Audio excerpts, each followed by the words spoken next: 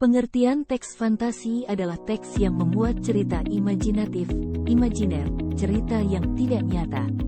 Teks fantasi biasa disebut cerita khayalan, fiksi, tidak nyata. Tujuan teks fantasi adalah agar pembaca dapat memasuki cerita imajiner yang diciptakan pengarang. Ciri-ciri teks fantasi antara lain ceritanya bersifat khayalan, latarnya mampu menembus ruang dan waktu, tokoh dan cerita unik, serta penggunaan bahasa yang variatif atau informal. Unsur dalam cerita ada dua macam, yaitu unsur intrinsik dan ekstrinsik. Unsur intrinsik membangun cerita dari dalam dan meliputi tema, judul, latar, alur, tokoh, dan pesan. Unsur ekstrinsik membangun cerita dari luar yang mencakup aspek agama, budaya, pendidikan, dan sosial.